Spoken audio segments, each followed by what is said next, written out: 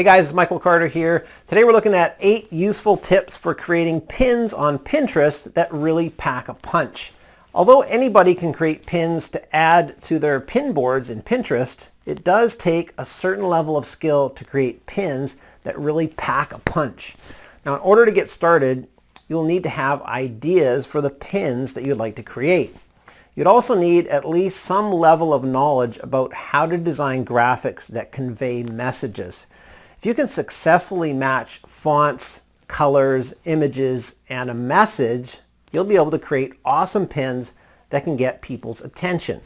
When you post pins that look good and convey a really good message, they have a better likelihood of becoming popular and then getting passed around from pin board to pin board. People love to look at pins that grab attention. They will pin them, they will share them, and repin them often if they really like them. Now, if you have no experience with graphic design, you can use popular pins for examples and create your own similar pins. Here are a few rules that everyone can use to create really super pins. So number 1, choose the image wisely. When you're trying to convey a specific message with your pin, you will need to pick an image that goes along with the message. Though you do want the pin to be interesting when you look at it, you also want to get people who look at it thinking about the message on it. So you can get good quality images at many places online. Just be sure that if you're using a free image, that it's truly free, or you guys could get into trouble. Now, a lot of people will pay for high quality stock images from stock photography sites, so be sure that they can use them. So number 2, create the right size pins. The pins should be created according to Pinterest image sizes. Now, the images in the feed are 238 pixels wide by an adjusted height based on the image height. Now, the expanded pins are 735 pixels wide by an adjusted height based on the image size.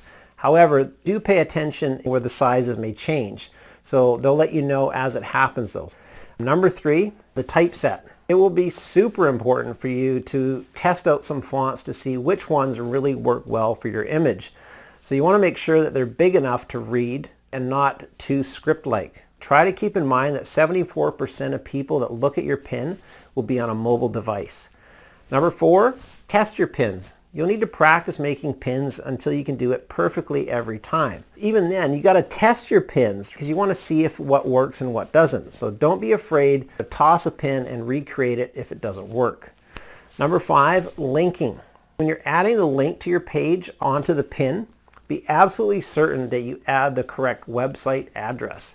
How horrible would it be if your pin went viral and had the wrong URL link? No matter where you are, wherever you're sending visitors, just be sure that URL is correct. Number 6, the call to action. While crafting your pin, be sure that you add a call to action before you finish it.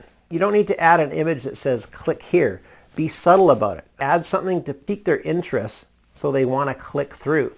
Something like fat loss secrets revealed, or she shed 20 pounds. Something like that. They want to go to the page and read about it. Piques their interest. Number 7, share your pins. Once you have your pins finished, you need to share your pins with anyone and everyone that can help get it out there for you. You can initiate your friends and family members to get them to repin for you. You just need to get the word out about it. You want to get things moving along through the feed. Number 8, define your categories. In order to make sure the right people are seeing the right pins, be sure to keep your pin boards organized according to category. Be niche specific with your pins. It's really important. Don't just pin randomly. When you're organized, more people will follow because they know that pin will be relevant to them. So keep organized. Now, you may just be starting out creating pins, but don't get discouraged. Once you create a few pins, you will get better and better at creating them. Remember, the more pins that you have out there, the more traffic that you can bring to your pages. Also, if you don't really like creating pins or don't think you're very good at it, you can hire someone on Fiverr.com to create them for you. There is a long list of people who will create them for you for $5. So don't give up on the dream, guys. Get as many pins out there as you can, and you will start to reap the rewards. Thanks for watching, everyone. This is Michael Carter. We'll see you next time.